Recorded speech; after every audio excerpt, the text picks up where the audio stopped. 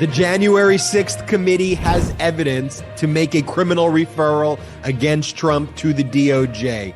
But will they make one? Jared Kushner becomes an investment manager and gets $2 billion from the Saudi Arabian Sovereign Wealth Fund. And here's what's hidden in that headline. Steve Mnuchin gets $1 billion. I was going to say that too. That was hidden. No one's talking about Mnuchin. No one's talking about Mnuchin got $1 billion. Hold on, let me finish the headlines. Texas charges Lizelle Herrera for taking abortion medication. They charge her with murder. The charges are then dropped. Donald Trump endorses Dr. Oz, and it drives the GOP crazier.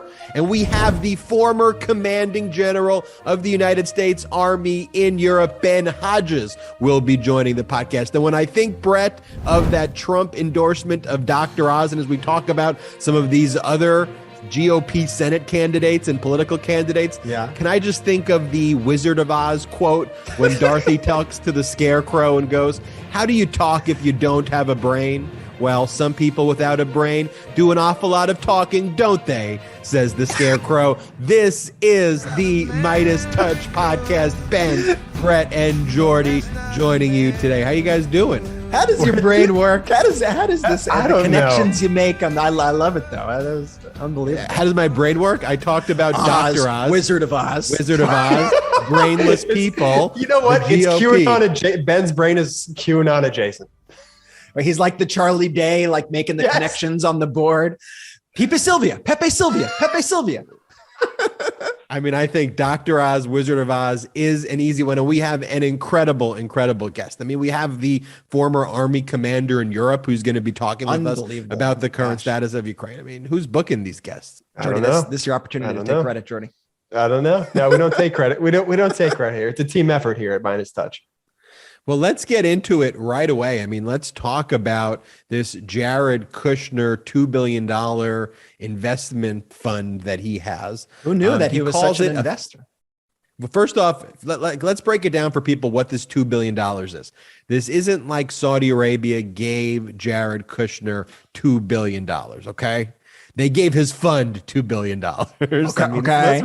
It's the most ridiculous thing in the world. Jared Kushner is not an investment manager. You know, he did real estate, I suppose, from his daddy's money before he got into the White House. He's a trust fund kid with no real qualifications. His dad bought his way into Harvard. I think they put money into a library. But Kushner never had qualifications for anything. Everything he touched kind of turned to the opposite of gold. He was the Mierdis touch as well with Trump, but he fits right in. But it's funny, his fund is called Affinity. Just when you look, AFFINITY is the fund that he's created. If you look up the definition of affinity, one of it is a relationship, especially by marriage as opposed to blood ties. So it is a funny definition for Ben's doing a deep dive today on definitions. Doing a deep dive into cultural references. So anyway, the Sovereign Fund of Saudi Arabia, which is basically the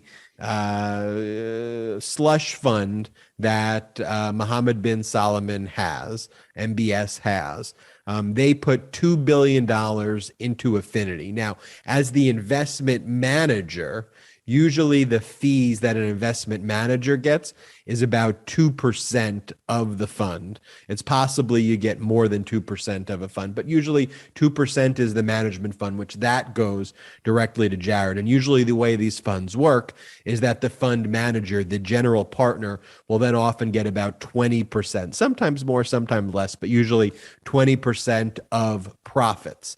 And then what does the fund invest in? Well, the fund can have an investment thesis, but given that this fund hasn't existed before, the fact that a sovereign wealth fund's putting $2 billion into this fund, just to give you by reference, like when funds start like this, usually someone who has no fund experience, they start off maybe with a $50 million fund or $100 million fund. This is someone with incredible banking experience, though. Like maybe they were a top banker at a major bank. They were managing billions of dollars, but they go out to the market and the market usually says to them, all right, we'll give you $100 million to start. accumulating from dozens of investors. Not just one investor would never give a new person $100 million. So maybe they collect 5 million here, 2 million here. They put it together. It's their first fund. Can you show us that your fund works? Then maybe the next fund is $500 million. Maybe you work your way up. Like $1 billion fund's a big deal. The fact that this one sovereign wealth group, that MBS, is giving $2 billion to Kushner to invest $2 billion, and then what can they invest in? Anything.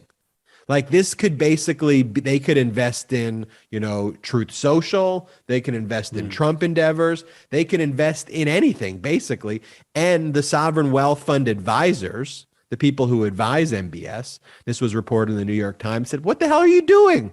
Jared Kushner has no experience whatsoever. You can't put this amount of money. One, the PR risks are too high because people are going to talk about the conflicts of interest and the fact that literally Jared Kushner was like your main ally in the White House and gave you all of these perks and basically colluded with you as a foreign government, number one. Number two, he doesn't know what he's doing. You're probably going to lose your money. But look, what this is, can we say what it is? It's a quid pro quo. Yeah. Jared Kushner and the Trump administration covered up for the murder by MBS of Khashoggi. Yeah, this isn't a quid pro quo as like, oh, they did me this small favor. I did them this small favor, so they're paying me back. I mean, Kushner had helped them, had defended MBS after the U.S. intelligence agencies concluded that he approved the 2018 killing and dismemberment of Jamal Khashoggi. And that's the Saudi columnist who wrote for the Washington Post, who was a resident of Virginia, who had criticized the Saudi kingdom's rulers. That is what they're paying him back for here. The killing and dismemberment of a Washington Post journalist who dared speak out against the Saudi kingdom. That is so twisted and so fucked up. And Ben, I just want to reiterate, you said that Kushner himself as a manager of this fund would get 2% of the fund, like just himself. So that's like $40 million just right there off the top, which is insane. I mean, this is profiting off the office. This is corruption at the highest levels. And don't give me that Hunter Biden bullshit anymore when you have this going on. And Ben, I'm happy you called out in the beginning something that I haven't seen really other people talking about. When I was reading the article before, I was like, how has nobody mentioned this? That Steve Mnuchin, former Treasury Secretary, Treasury Secretary for Trump, also got Mnuchin, money. The one who held up the money with his wife? The one who held up the money with the wife. Yeah, when they were doing the They're PPP all loans. super villains. They really are. They really are. That picture, we'll pull it up now, is like one also like just the word, whatever. Anyway, and Mnuchin also the guy who would take like the Air Force One, right? Wouldn't he take like Air Force One on like private vacations or something?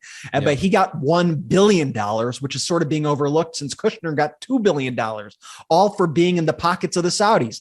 And the Saudi Arabia, MBS, this is the guy who a couple of years ago literally said, I've got Kushner in my pocket. He said, I've got Jared Kushner in my pocket. Well, Brett, the relationship dates back to even 2017 when Kushner and the Crown Prince, they're on a first name texting basis. Like they're like super informal with each other. And it's been reported that the Crown Prince, he gave Jared Kushner 2 swords, just gifted him 2 swords worth $48,000 just because they're buddies. Like this relationship is weird and it dates back to it's corrupt. $48,000, Jordy. That's like pocket change, Jordy. I know, but I'm just saying. We're talking $2 billion. That's it. They got Kushner's got $48,000 in his pocket right now from MBS. We think about though, you go back with like Watergate, and how that was reported.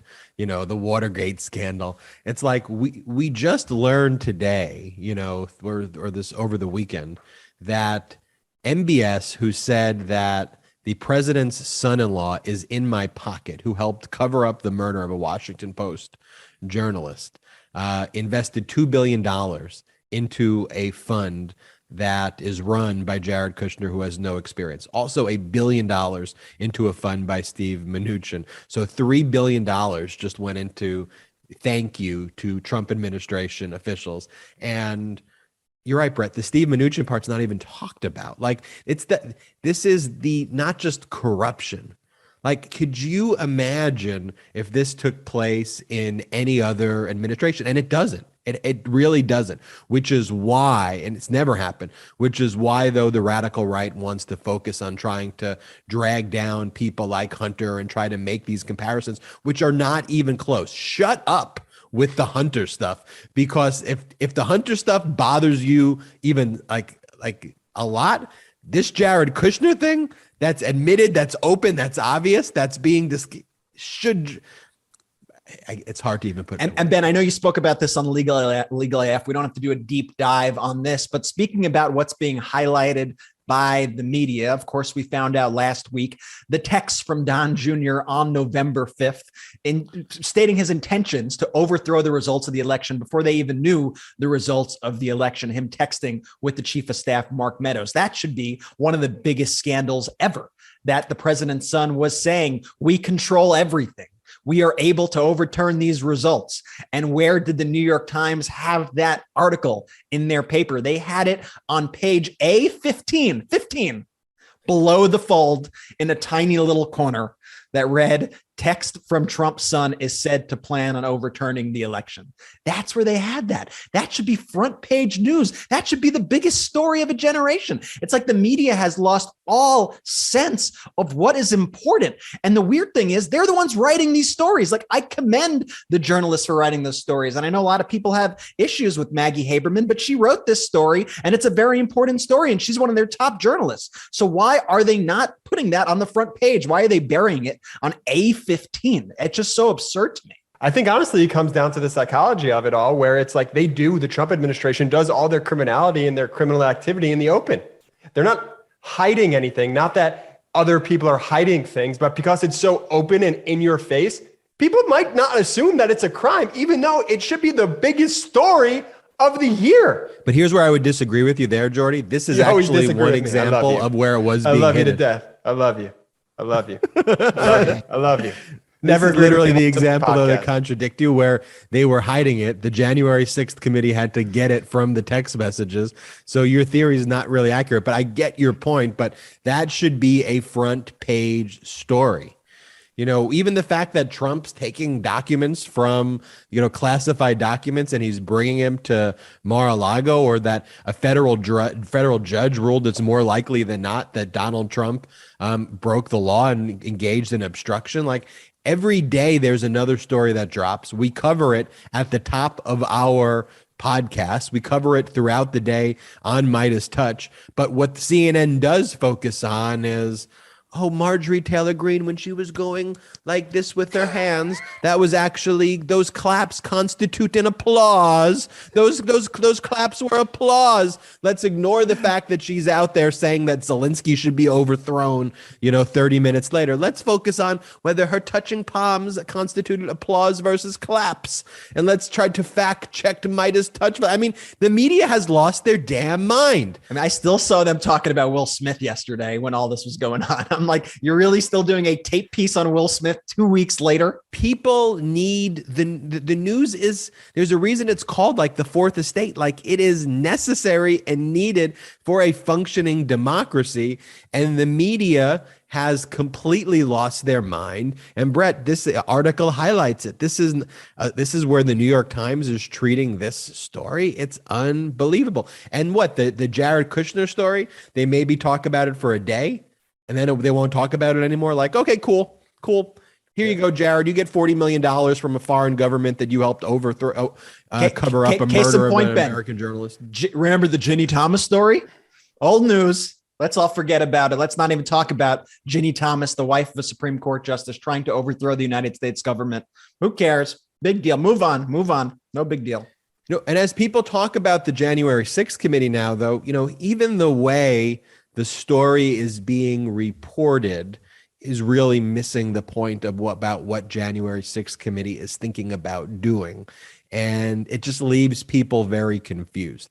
The January 6th committee has the evidence, obviously, and it's, this has come out. We know what a lot of the evidence is. We know that a federal judge has said that Donald Trump more likely than not, engaged in obstruction of Congress and engaged in criminal activity in connection with the insurrection. The federal judge called it a coup in search of a legal theory.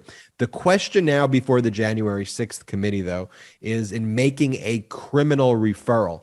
All a criminal referral is a letter. because the oversight functions of Congress, they are not a criminal prosecutorial body. All they can do is make the referral. So as you've seen before, they made a referral for contempt of Congress of Steve Bannon, and the DOJ acted on that referral. But there was a finding of contempt. They also made referrals with Mark Meadows and Scavino and, and a few others. The DOJ has not yet acted on those referrals. And one of the reasons they haven't is that at least someone like a Mark Meadows, who was the chief of staff for Trump, worked in the executive branch of government, that there's at least a argument to be made of executive privilege, whether or not that's a valid one, and probably is not a valid one because criminality is not protected and the scope of the conduct relating to the insurrection has nothing to do with presidential functions. The DOJ made a decision, hey, at least at this point, let's take Bannon down first. Let's prosecute Bannon, and then we could focus on these broader issues of executive privilege. So all a criminal referral means is after the January 6th committee makes its findings, no matter what, it's going to make its findings. And its findings will likely find that Trump engaged in criminal conduct, and they are going to lay those out one by one by one. The question is that just sent as a letter that says to the DOJ, do you, prosecute it? The one thinking why you maybe don't do that is because the DOJ can prosecute him either way. And all that could happen by sending a letter to the DOJ is it gives another possible defense to Trump, saying that it's a politicization of the process and that the DOJ is politicizing it because it was referred by the January 6th committee. The DOJ, whether or not it gets a referral, is going to make its decision independent to prosecute or not prosecute. So that's just the issue right there. And so the January 6th committee, though, will make its findings, though, that the DOJ can absolutely act on. Just the January 6th committee is not a prosecuting body. It's not what Congress does. And it's a bipartisan committee. Yeah. I It's think that's one of the underlooked facts. Like the committee, for all intents and purposes, is run by Republicans. It's run by Liz Cheney and Adam Kinzinger, which I don't think is spoken about enough. I feel a few different ways about this. I mean, we've said from the very beginning, we've told people, remember, this is a fact-finding committee. This is not a prosecutorial committee. Everybody is like, why aren't they arresting people? Why aren't they holding people again? That's not what they do. We've said that from the beginning. And if you think that that's what they do, then you've been misled by somebody. That's not what they do. Now, the reason I say I feel a couple different ways about this is because I don't care if they make the referral or don't make the referral. I want the best chance of conviction, period. End of story. I don't want that to be muddied in any way, form, or fashion. Now, as far as the politicization of it all, I really don't buy that argument. Now, I don't think they need to make the referral. I don't think it's important for DOJ because DOJ is going to act regardless of what's going to happen. I just want to see justice.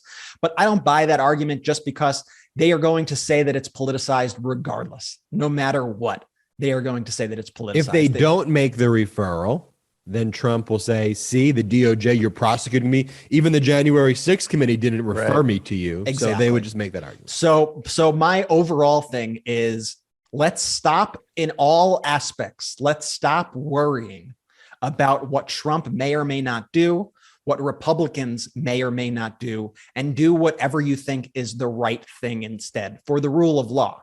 Stop worrying about how they are going to take it, because you've already seen they will take whatever you do and turn it and flip it to their political benefit.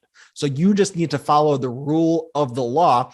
And if the best way to get a good outcome of all this is not to refer, then don't refer.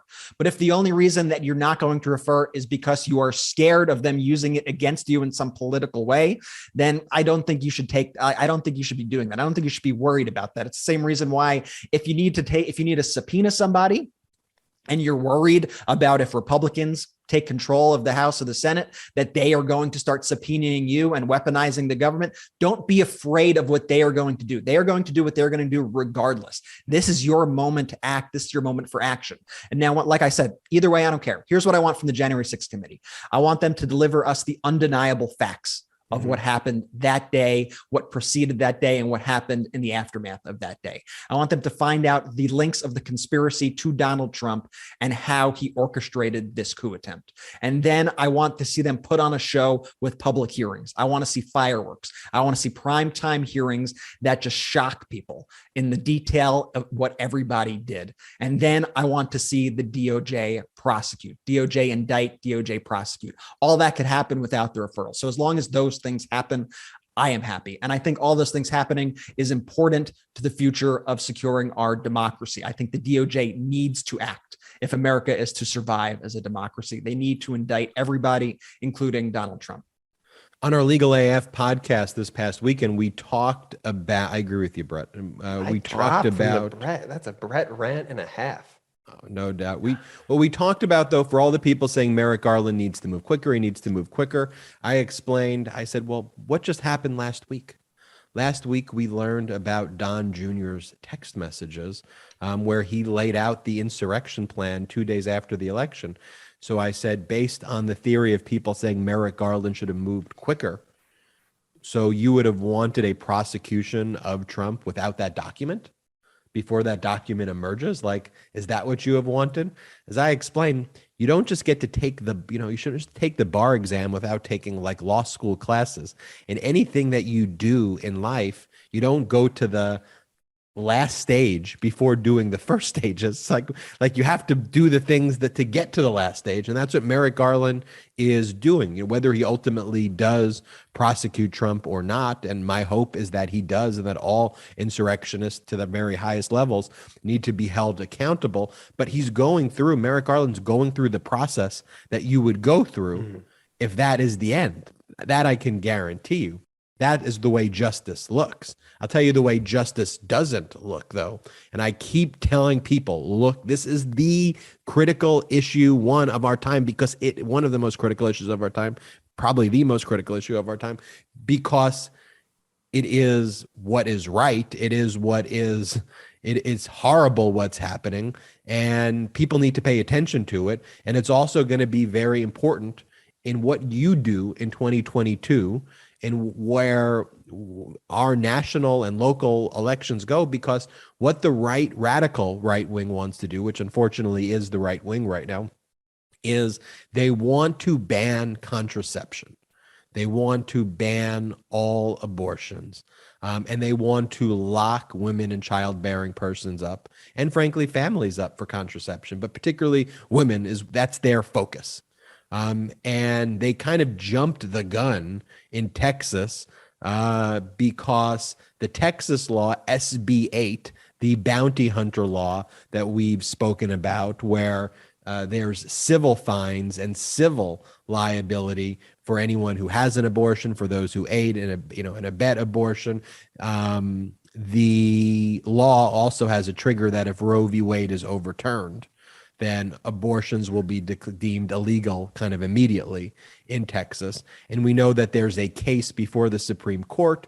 Oral arguments were held several months ago, end of December, in Dobbs versus Mississippi is the case, where Mississippi had a 15-week ban on abortion, which would be in violation of Roe v. Wade. And based on the oral arguments, at the very least, it appears the 15-week ban will be upheld, but it seems more directly that Roe v. Wade will probably be overturned.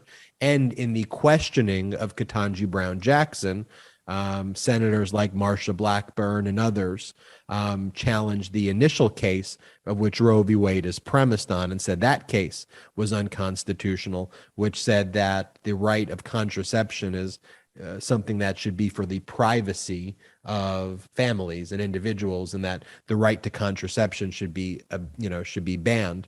We have lots of Trump endorsed candidates who are running around the country right now, like the candidate in Alaska. Her name is Kelly Tshibaka. And when she was speaking in Alaska too, she was asked, will we ban and criminalize contraception being sent in the mail?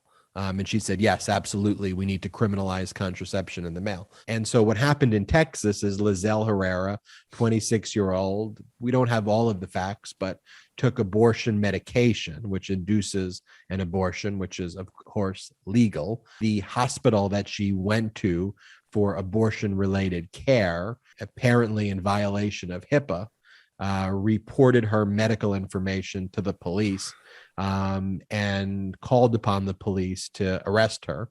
The police arrested her. She was then charged with murder. She was held on a $500,000 bond in Starr County Jail in Rio Grande City for, quote, causing the death of an individual by self-induced abortion. And that's where it stood going into the weekend.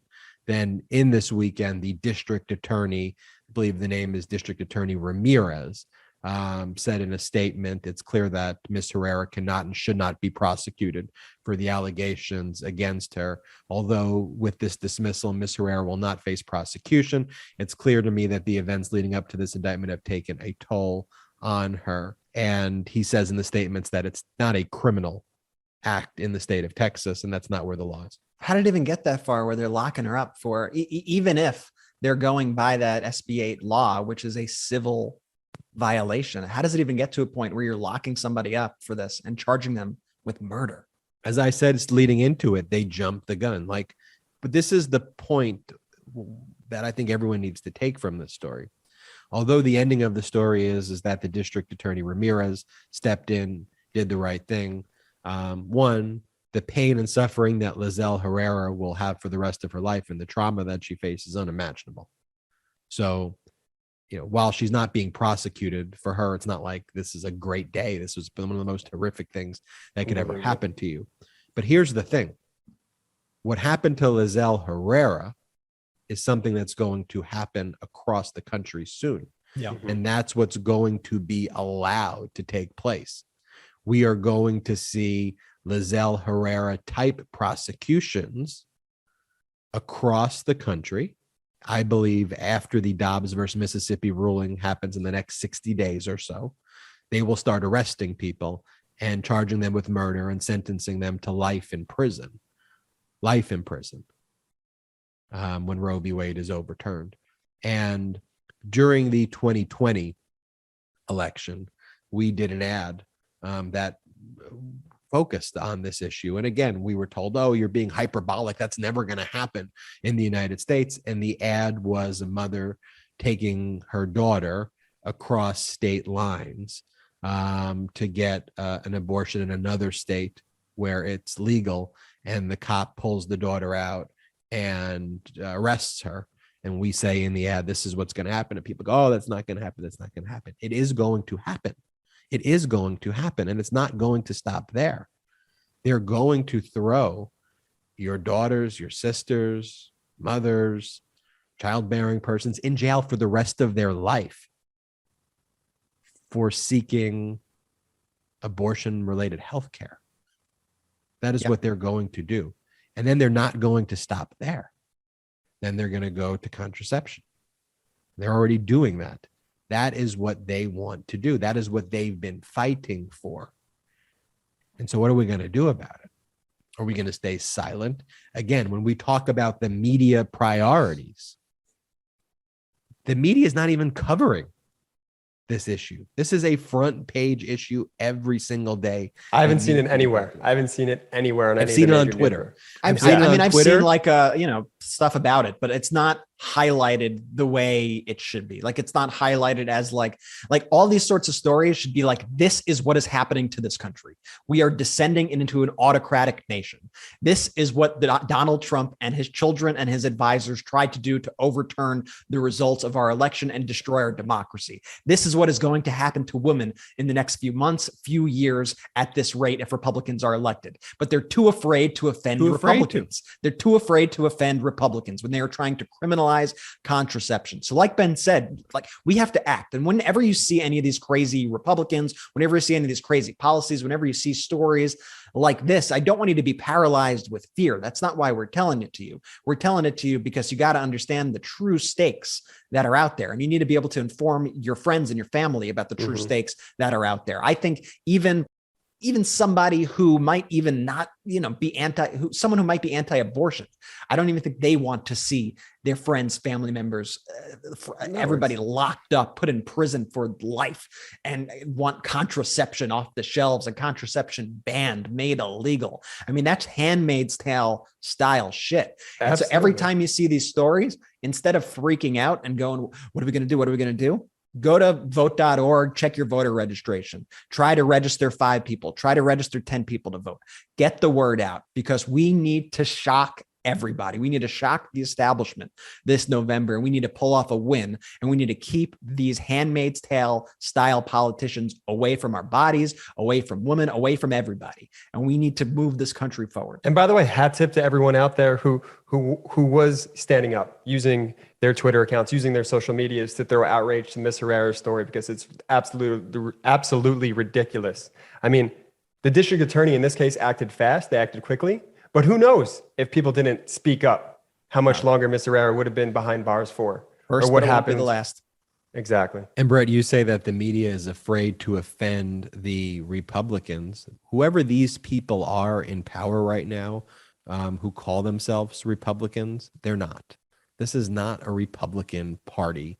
These are radical right extremists who use the label Republican, who use the label conservative. These people are not conservative.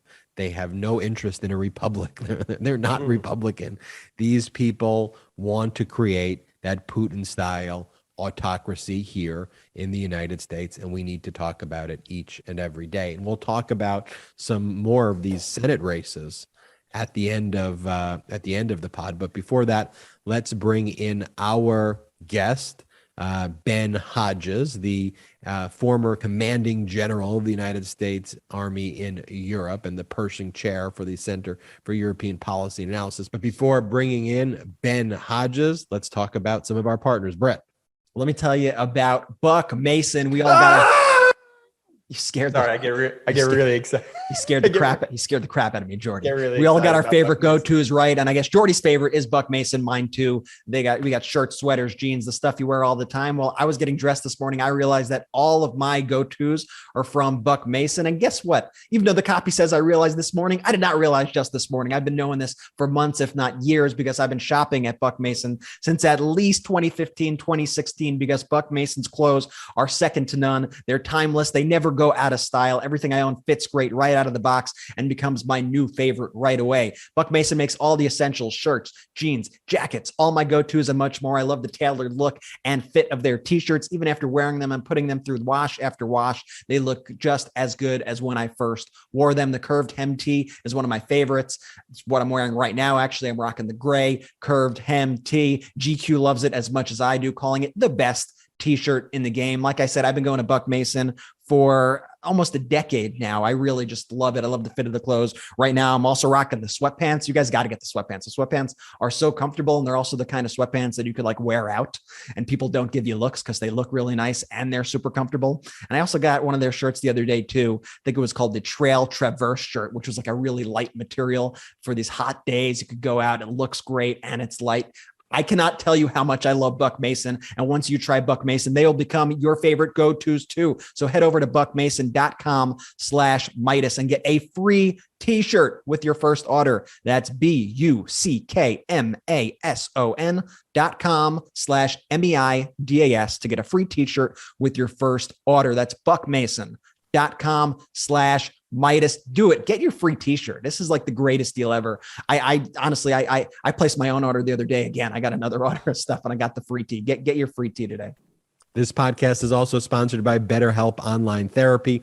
This month, BetterHelp Online Therapy wants to remind you to take care of your most important relationship, the one you have with yourself. BetterHelp is online therapy that offers video, phone, and even live chat sessions with your therapist, so you don't have to see anyone on camera. if you don't want to. It's much more affordable than in-person therapy, and you can be matched with a therapist in under 48 hours. Give it a try. See why over 2 million people, including myself, use BetterHelp Online Therapy. This podcast is sponsored by BetterHelp, and Midas Touch listeners will get 10% off their first month at betterhelp.com/Midas. Go to BETTERHELP.com/Midas, MEIDAS. Go to that today. I'm telling you, sign up for it. You'll get great online therapy. You don't have to sit in the waiting rooms if you don't like that. And, it'll definitely be helpful for you. It's definitely worthwhile and something that I do and focus on, and I do it once a week. So I hope you do it too. BetterHelp.com/Midas. Without further ado, let's bring in our guest for our interview, Ben Hodges. We are so honored to be joined by Ben Hodges, former commanding general of the U.S. Army Europe, the Pershing Chair for the Center of European Policy Analysis, CEPA. Ben, welcome. Great name, first of all. And Ben, welcome to the pod. Only the smartest son in every family is named Ben. Oh, no. I see how this interview is already starting up. We're already playing favorites. I see what's happening here. I got the back of the commanding general of U.S. Army Europe there, Brett. So I think that is. I'm going to lay down. I'm going to stand down. I'm standing down. Stand down, Brett and Jordy. So getting right into it, you've been very outspoken recently about the importance of the next 2 weeks in the war, the unlawful invasion of Ukraine by Russia. And you said that these next 2 weeks are the most decisive. And we hear that a lot, these days are the most decisive, that days are the most. Why, though, are these 2 weeks coming up the most decisive in this war? Thanks, you guys, for giving me the opportunity here, by the way. I believe that the next 2 weeks are decisive because depending on what happens, what we do or don't do, that's we, the United States, we, the West, determines whether or not this is going to be a long, drawn-out, bloody stalemate that goes on for years, or do we take advantage of Russia's temporary vulnerability and break their back? That's what I mean. And if we do that, then there's a chance for Ukraine to be in a much better position to start negotiations where, at a minimum, Russia is back to the pre-24 February line. The 2 weeks is not scientific, but it's based on my assessment of how much more ammunition Ukraine has to continue to hit important targets of Russian targets, and how long it's going to take Russia to get back up on their feet, because they're going through this what we call reconstitution. They're trying to rebuild all their battered units, solve their problems.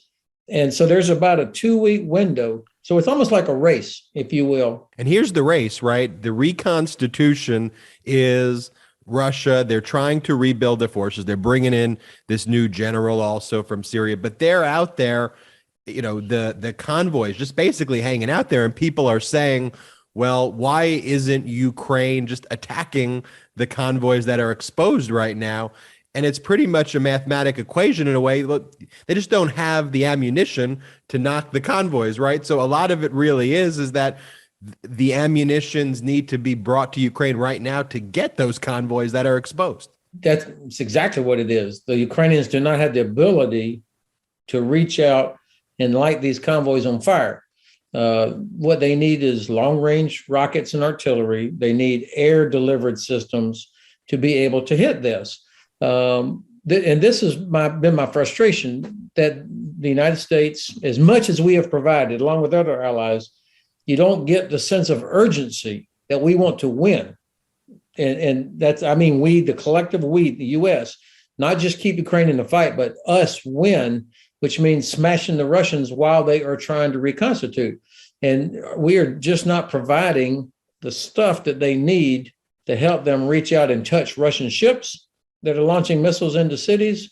The fiasco of not letting the Polish MiGs be transferred to the Ukrainians. Just imagine if they had 10 or 12 more aircraft in the sky right now, that convoy, first of all, they wouldn't even dare be out in daylight like that. But it's obvious that the Russians do not fear being attacked from the air. That's a problem. So why is it, though, that, the collective we, the United States, the West, doesn't provide those basic steps. And what I hear is, well, if you do this or that, it may be provocative. Well, I'll tell you what's provocative. I mean, provocative is what happened in Bucha. I mean, that's provocative, a genocide of people there. What's provocative is what Putin wants to do in Donbass. Provocative is getting the butcher of Syria. They're all butchers, but getting that butcher to come in to basically do a genocide. So why is there this like delicate statecraft on the one hand, if you want to even call it that, from the West, knowing that history repeats itself, knowing the issues of appeasement for people like Putin and his ilk? Why isn't it as simple as, all right, just give them the planes, just give them the munitions? Well, the failure of the United States and others to recognize who we're dealing with goes back decades. I mean, this is not a recent phenomenon. The previous administration was terrible. The administration before that was terrible when it comes to dealing with Russia and thinking that somehow we could deal with them like another normal country, and they're not. And this country, they murdered 22,000 Polish officers at the beginning of World War II in an attempt to get rid of the elites that might help a new Polish state stand up. They enabled Republic of Srpska, which murdered 8,000 Bosnian men and boys while European troops under a UN mandate stood by. And so we should not be surprised. And they used poison on their own opposition. So we should not be surprised that they're using medieval approach now to smash cities. But for some reason in Washington, but also in Berlin and London and other capitals, there is a belief that, if we let them have 25-year-old MiGs, jets, that will equal escalation to World War III, which I think is just a significant exaggeration of the threat. Now, look, there's no pressure on me. I'm an old retired guy. The president has the pressure, literally, the weight of the world on his shoulders. And so he has to be careful. I just think that the president and those around him, and in many other capitals, have exaggerated the threat, the risk of a World War III, whatever that means. It conjures up images of, Dr. Strangelove and the whole world being blown apart by nuclear weapons. That's not going to happen. In fact, I don't think the Russians are going to use any nuclear weapons. Their nukes are only effective as long as they don't use them. And especially, I think you juxtapose that, Dr. Strangelove image of Russia, and then really the emperors without clothes image that we've now seen. I think, from Russia saying that they have 1 million troops, which was grossly over exaggerated. It feels like it's probably more like 500,000, and that's not even operational, style people. It seems that all of the hype behind what the Russian military was, one of the big things that were exposed is that, that's a military force that really is disorganized. It's a military force that has all of the problems that exist in dictatorial fascist countries where the generals are not giving the leader accurate information. And that's what's been exposed, if anything. Like, why not just take the decisive shot now and just get rid of them? What has been exposed also, and I would agree with all that you've said, is decades of corruption inside the Ministry of Defense and inside the General Staff and inside the entire Russian government. Shoigu, the Minister of Defense, has been there for at least 8 years. I mean, he's Putin's guy. He's the Minister of Defense. All these people there, they've been there for years. And Putin, KGB guy, he's been the leader for 20 years. He knows about the corruption that's out there. That's part of how he keeps people loyal to him, is allowing, tolerating, encouraging corruption.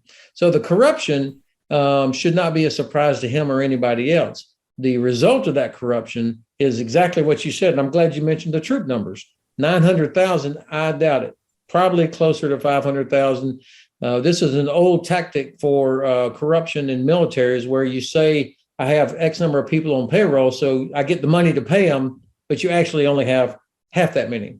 That's a good way to make a lot of money if you're in the ministry or in the general staff. And then when you think about troops that are got equipment, as much money as they spend on modernization, they've got tires that are not performing that they bought from the Chinese. They've got soldiers with rations that are expired. They've been planning this operation for months, and you hand your soldiers rations that are already years past their shelf life. I mean, these are all red flags of corruption inside the ministry.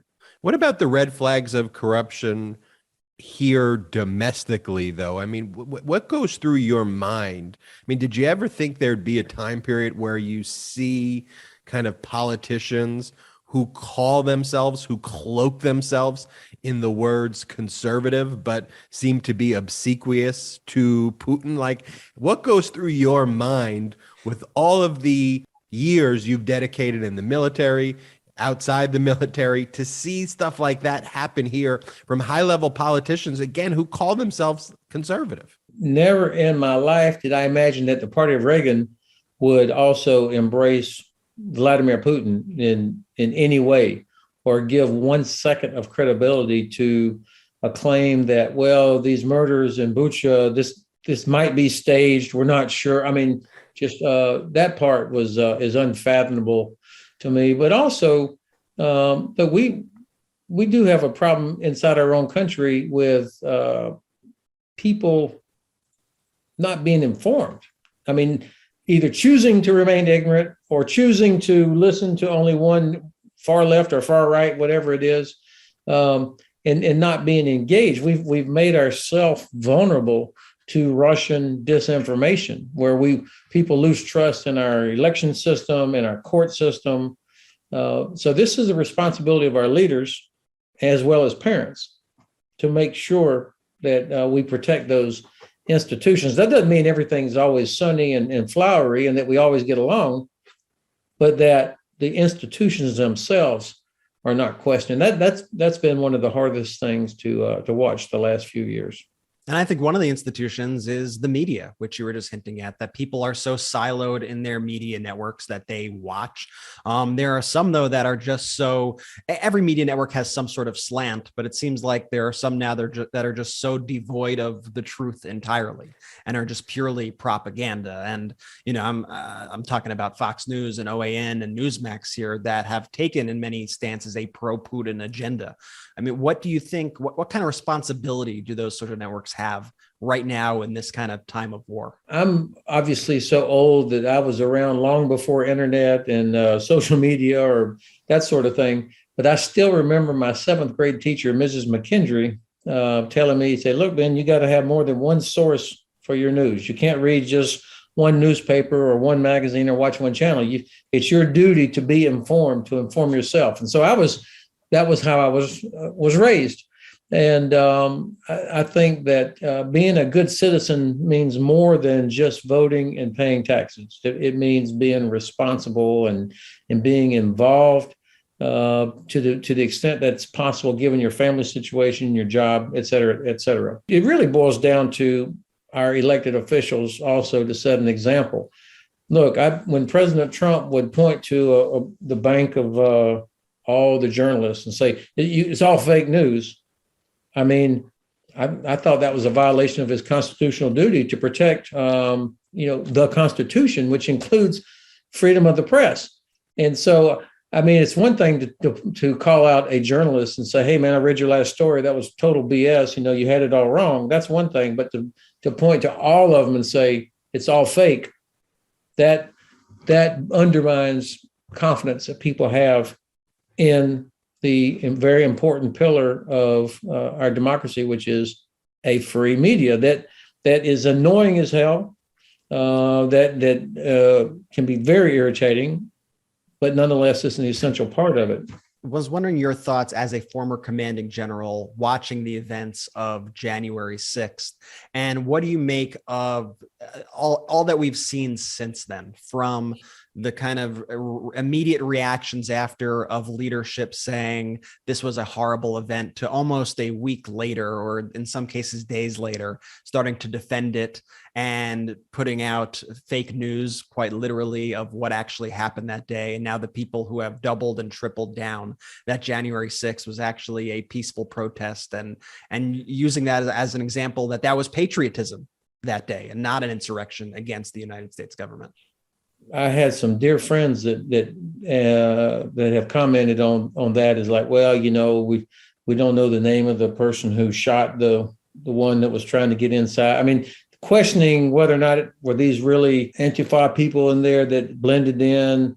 And I don't know how you could question what you're looking at when it's happening right in front of you, and when it's so obvious what's happening when they're hammering the shit out of, when they're assaulting policemen, somebody walking through our Capitol with a rebel flag, these kind of things. How could anybody want to be associated with that? And also, it was disappointing to see that there were quite a few either retired military or former military or some in the reserves that were joined in this. Because, we take an oath to the Constitution of the United States over and over and over, and to reinforce the notion of the Constitution. And so to see somebody doing that had any military background was very concerning.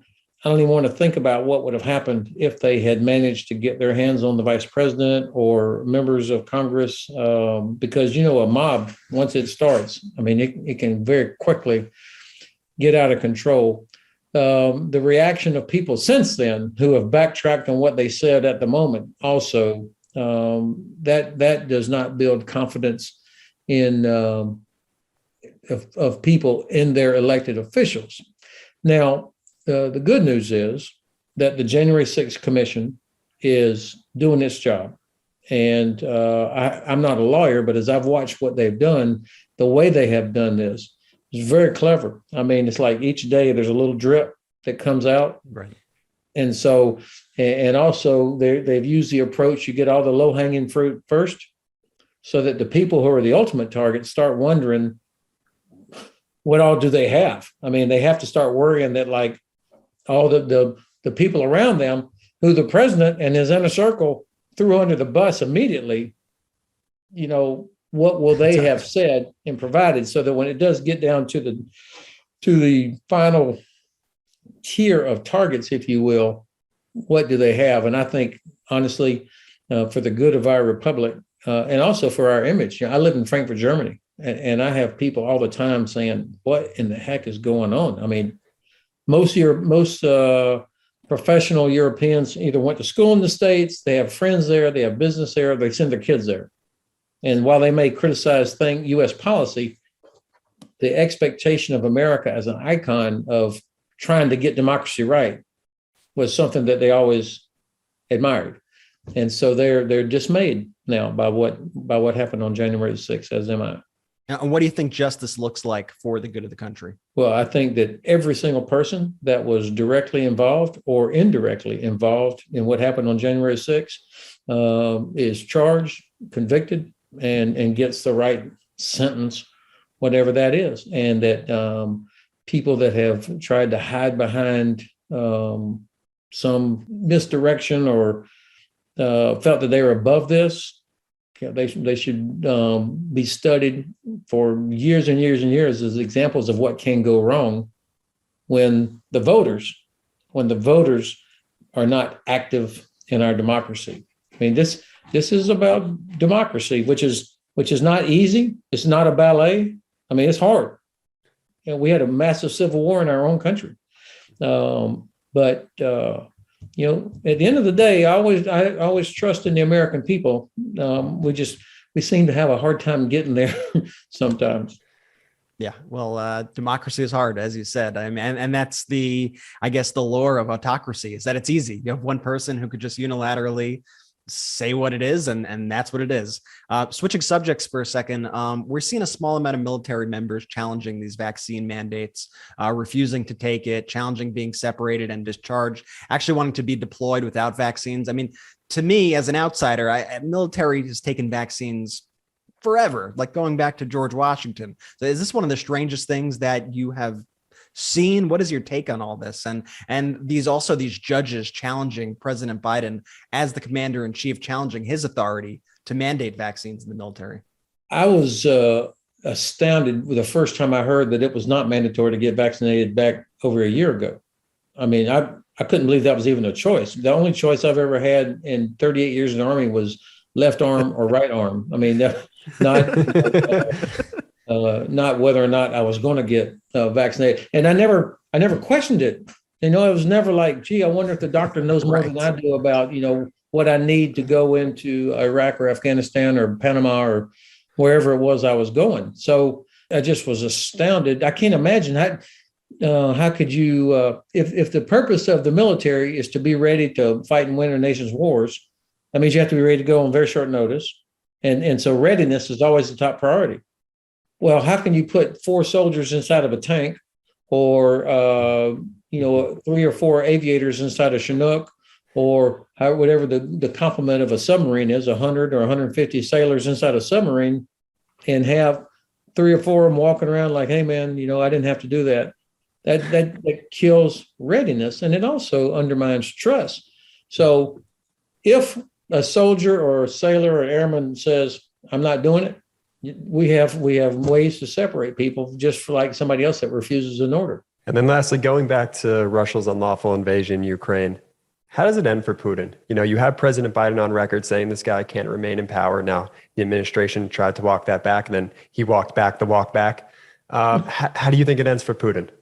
Well, badly. It's going to end bad. He's never going to be welcome or invited anywhere again, except maybe North Korea or someplace like that. I mean, it's just I can't even imagine him or Lavrov or any of these other characters being welcomed back into polite society in Europe or the United States or most other places. If he's lucky, he gets to live to old age somewhere.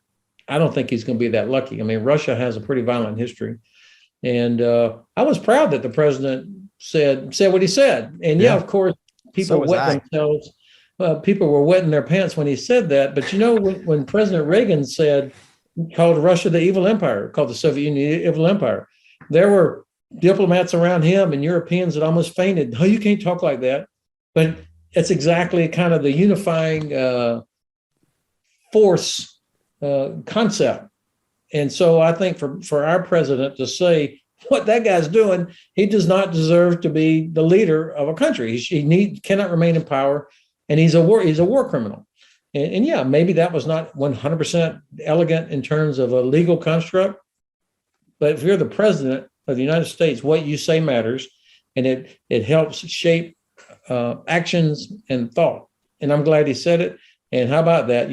About 2 or 3 days later, it comes out and everybody's like, God dang, what a war criminal is Putin. How is he even walking around? Now, we are seeing and hearing a lot more in the last few days about the Russian population. Clearly, they're not a bunch of adults that have no idea what's going on. I mean, I would say at least half of their population is completely hooked on state-run media, but the other half is not. But yet there still is a lot of support inside Russia for what's going on. And they have bought into this notion. And so this is not just a crazy guy. He's got a lot of support. And so we've got our work cut out from a long-term standpoint to reach the Russian population. They have suffered as much from Putin's regime as most of their neighbors. I mean, life sucks inside Russia. If you're not in downtown Moscow or St. Petersburg, it's not very good. Just say this, Ben, we have one of the things we've been lucky here to have is a really, really, really big audience. And sometimes I find on these interview style shows, the interviewers drive, these things, but I have the former commanding general for the U.S. Army in Europe on, and sometimes I just need to shut up and listen, and hear just what your thoughts are, what's going on. I'm sure you go on all of these shows and there's just some questions that you don't get asked. There's just something that you really wanted to convey to a large audience and say, could you stop asking me these questions? Just let me speak for a second. So if someone were to frame the question the way I just did to you, like what's the overall message that you have, to the United States right now, or even to the world, to a big audience? So Brett and Jordy were wrong. You really are smart. I mean, that was a very well. Look, what is so frustrating when I hear people say, "Why do we care?" I mean, why do we need to worry about Ukraine? And so much of the debate about Ukraine over the past several years has been as if it's an island, but it's not an island. The reason we care about Ukraine is not only because of its amazing history and culture and people, but it's because of where it sits on the map. The Black Sea region is an area that's not very well known to most of us. Honestly, until a few years ago, I didn't fully understand the significance of it. But when you can step back from the map and think about the Black Sea, we have 3 NATO allies there: Turkey, Romania, and Bulgaria. We have treaty obligations to help protect them. So that's one reason it's strategically important. Number 2, the Black Sea region is our buffer against Iran. I mean, Iran is on the southeast side of Turkey. So having the Black Sea that is stable, secure, with allies and partners helps keep Iran further and further away. It's also, the third reason it's important is because Russia needs it for everything it does in the Caucasus, which is Georgia, Armenia, and Azerbaijan, everything that Russia does in the Balkans, specifically helping out Serbia, but also causing problems in other countries. And then they use it, the Black Sea, as their launching pad for their support of the Assad regime, which used chemicals on its own people and put millions of refugees on the road into Europe, which seriously undermined the European civil society and politics for decades. So it's a place where we have to compete. And then finally, there's huge economic potential. The Black Sea region is the economic corridor between Europe and Eurasia. If we help develop Ukraine and Georgia and Romania, the prosperity of this region would be significant. The other 2 choices for East-West movement is to go through Russia or through Iran. So there's strategic reasons to be involved and for Ukraine to be successful. And then finally, of course, if Russia defeats Ukraine, if they're able to crush Ukraine, then that's not the end of the day. I mean, they're going to keep going. They're going to go to Moldova. They're going to go after the rest of Georgia, and they're going to be a threat. So this appeasement, if somehow we end up with a settlement that's less than what it should be, which means Russia back to the pre-24 February line, then they'll just wait a couple of years and we'll all be having the same conversation again. See, that was the best question of the podcast by me. What if that was the move, Brett? That when I just have like the most qualified people like Ben Hodges like join the podcast, and instead of just asking questions, I just go, Ben, the floor. The floor is yours. Yeah. But in all seriousness, Ben, Well, we really you appreciate you set a joining great the podcast. tone. You set a great tone, and to listen to somebody ramble for 20, 30 minutes is hard, but the way you guys do it, I appreciate the opportunity you gave me. Ben Hodges, thank you so much for joining us on the podcast. We hope you'll come back and join us again. Thanks, guys. So great having someone as experienced as Ben Hodges walk us through what's going on in Ukraine. It's truly incredible. I mean, the fact that we're able to speak to a former commanding general of the U.S. Army of all of Europe on the show, I mean, it's truly awesome. I'm so honored to have him on the show. Absolutely. So let's talk about Jordy. This is your home. This is your neck of the woods. Mm-hmm. This is Pennsylvania. Trump endorsed Dr. Oz in the Senate primary race in Pennsylvania. And he chose Dr. Oz over David McCormick. And David McCormick was the former CEO of Bridgewater Associates. In many ways, David McCormick tried to promote himself as kind of a Glenn Youngkin type figure, former private equity, QAnon adjacent, but tries to portray himself as like having business acumen. And look, I mean, being the head of Bridgewater. By the way, Bridgewater, when I remember earlier in the pod when I talked about different funds, like Bridgewater's like an example of like a fund that exists. Yeah, they're not only a fund that exists, I think they are the largest fund that exists, and he was the CEO of that. No, I mean, they have about, as of March 2021, they had about $140 billion in assets under management, which is definitely a very large fund. 70 MBSs, right? 70 Kushners.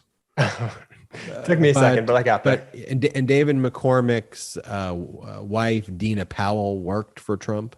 She was a former counselor to the president. Dude, she was the deputy national security advisor in the Trump administration. So naturally, MAGA world all thought that McCormick was going to be Trump's endorsement here. And I think McCormick also thought that he was going to be Trump's endorsement. And didn't Trump have them all show up at like Mar-a-Lago too? And like, yeah, McCormick went to Mar-a-Lago like a few days ago to kiss the ring, as like just in this weirdo thing that they all do. They fly down to Mar-a-Lago to kiss the ring of Trump, and then they leave, and then they pray that he endorses them. But 2 or 3 days later, what does Trump do? He endorses Dr. Oz, which sets MAGA world ablaze, sets the right wing, drives them fucking crazy. Well, I want to go back and keep talking about McCormick for 1 second. But so the Oz endorsement is so bizarre because McCormick is a Pennsylvania guy.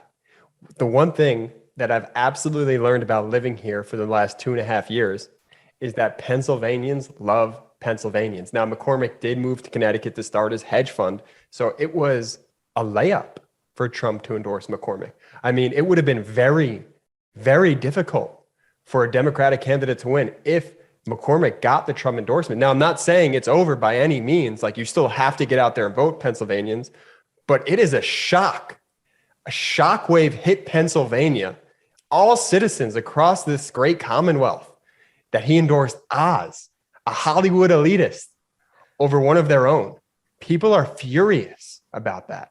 Yeah, but it's also like, it's so typical Trump. Like, of course, he's going to endorse the celebrity guy who's like him, who's like a fraud, who's a quack, who's basically Trump, but for like doctors. Like of course he's going to do that guy instead when you look at it in retrospect. But the weird thing not the weird thing, but the funny thing to me is how all these right wingers, they like are so close to getting it, but so far away when they start placing the blame about Trump on this. Like, you have Mo Brooks out there who also famously recently just got rejected by Trump. And he goes, this is happening because Trump surrounded himself by staff who are on McConnell's payroll and hostile to the MAGA agenda. Everybody telling Trump who to endorse in primaries works for the swamp. They played him again. You have right-wing radio host Eric Erickson saying it's like Donald Trump's staff is sabotaging Trump by convincing him to make the worst possible endorsements. You have Breitbart News' Joel Pollack. This endorsement could divide MAGA in the only way that matters. He could lose America First conservatives over it. Roger Stone, wait, President Trump endorsed this guy? It's like everybody seems to blame the people around Trump, but not Trump himself. It's always, oh, his advisors are advising him wrong. But it's never like, oh, so you're saying that Trump is easily duped? You're saying that Trump is so easily duped by anybody in his ear, by the last person around him. That's your argument that you want to make about this guy who you adore so much, that he is so easily fooled and that he's just a moron. That's like your best argument for the guy. Oh, he's just an idiot. He's just listening to who's ever in his ear last. He's just a moron. I mean, if he did this on his own, he would never do this. If you're a podcast listener listening in Pennsylvania too, you know that the Oz commercials and the McCormick commercials are just batshit crazy. And why they're so crazy too is because they all kiss the ring to Donald Trump. Now, McCormick, his strategy is going to have to change. He's going to have to now not become the MAGA candidate that he's been portraying himself to be. So it's going to be interesting. And just a personal anecdote for me, my extended family here, they're not all Democrats. You know, everyone I speak to around here in Pennsylvania that I know, and they have told me already that they would rather vote for Fetterman, one of their own, than vote for Dr. Oz as quote unquote Hollywood elitist, because that's how McCormick has painted Oz in all of his campaign videos. I mean, this is truly a miscalculation from Donald Trump. And I just love to see it. Now, it's not over. Get out there and vote, Pennsylvania. And I'm going to do something that we don't typically do here. Fetterman is the guy that we need to win that Senate seat. There are a lot of great candidates. Fetterman, Braddock Mayor, favorites over here. Braddock Mayor for 5 years, 0 homicides while he was mayor. The bridge collapsed here in Pennsylvania. He was the first guy on the scene wearing shorts. Why? Because he was going for a jog in the neighborhood. He's a neighborhood guy. Instead of going home and putting on a suit and being all politics, glam in this, no, he went straight to the bridge collapse to see what was going and how he could help. He is Pennsylvania, thick and thin, through and through. He is our guy. Well, I'll just say, rooting for Fetterman, rooting for Connor Lamb, rooting for Malcolm Kenyatta, whoever gets that nomination, I will back 150%. And I think this all in general, this is very good for Democrats, Trump's endorsement. And also, you have the added benefit of Oz is honestly, he's a quack and he's a fraud, but he's the least crazy out of all those candidates also, which, isn't the worst thing also to acknowledge that at least the alternative is also not one of these total and complete psychopaths. I mean, he's still a fake and a fraud and, should never be anywhere near government. But I mean, you look at Georgia, Brett, with Herschel Walker running against Senator Warnock, and you have Herschel Walker who repeatedly put a gun to his wife's head, and I mean we could go into all the personal attacks, which we will at a later time, but when he's asked the most basic of questions, he literally just responds with gibberish.